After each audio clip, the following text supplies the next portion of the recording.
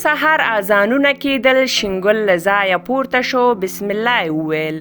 واسکټ د بالښت له څنګه راواخیست. د کور د دروازې نه د راوتلو سره یو خیرن سړی چې له یخه یې په خپل شړۍ کې ځان رانغاړلی و، مخې لکه چا چې په زوره ورتاو کړی وي، په ببر ویښتانو دوړې پرتې وې، لړزېدلی پروت و. د واره یې په دا پښتیو کې یوه قوي لغته ووهلو.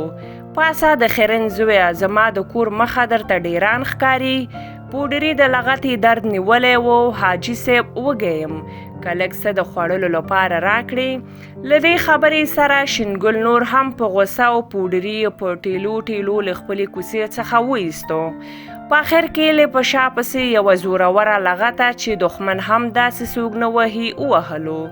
د پوډري له وسه څه نه و او په چوپه خوله روان شو.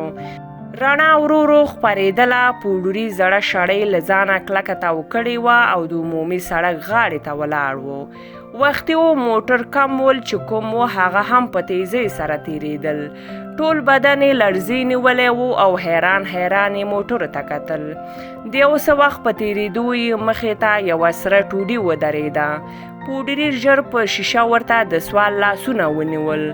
په موټر کې ناست ځوان لکه چې شپه یې شوګیر کړی وي، شیشه یې لږه ښکته کړله. پوډري ته یې وویل: ورک شه، موږ پسې یو او تا ته ګوره چې هر وخت در سره د پوډرو غم وي. پوډري وویل: صاحب وږی یم، که څه د خدای په رضا راکړې. زه څه وکړم چې وږی او که موړ یې؟ پوډري د سړک بلې خوا ته لاړ. هر موټر ته یې لاس نیو. خوا مې اوس هم همغه سور موټر ته و چې څه ته ولاړ دی. دا په دې سوچونو کې و چې یوه نجلۍ راغله، موټر کې کېناستل او حرکت یې وکړ. لیمر پوره راختلې وه، خو پوډري د خوړلو لپاره څه نه و پیدا کړی.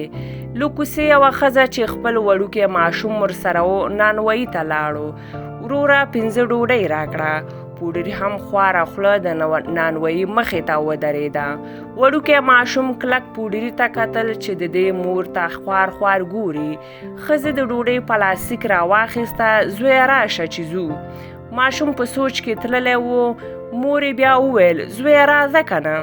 ماشوم روان شو، خو لکه څه چې پرې ایښی وي. ماشوم شاته شاته کتل. پوډري هم تر ډېرې پسې سترګې نیولې وې. مور یې هغه له نانوایي سره چې غریب سړی ولاړ و، کاشکې مو ورته یوه ډوډۍ اخیستی وی. مور یې زوی ته وویل: د دوی ورځ نه ده، همدا یې کار دی. که نن مور ته مونږ اخیستی وی، څومره به ښه وی. مور یې زما ډوډۍ راکړه. له مور یې خپله ډوډۍ راواخیستله. مور یې ته دلته راته ودرېږه، زه یې وروړم. پوډري اوس هم د نانوایي مخې ته ولاړ و. ماما دا واخله. د پوډري په سترګو یې د خوښۍ اوښکې راغلې. د ماشوم پر سر یې لاس کېښود. لوی سړی شې زویه، خدای مو آباد لره. ماشوم د مور خواته منډه کړه. پوډري ډوډۍ په تخر کې کلکه ونیوله او یو کپ به یې په لړزېدلو لاسو خولې ته کولو. څو وارې موټر ته په بد بد وکتل او بیا په یو نامعلوم سفر روان شو.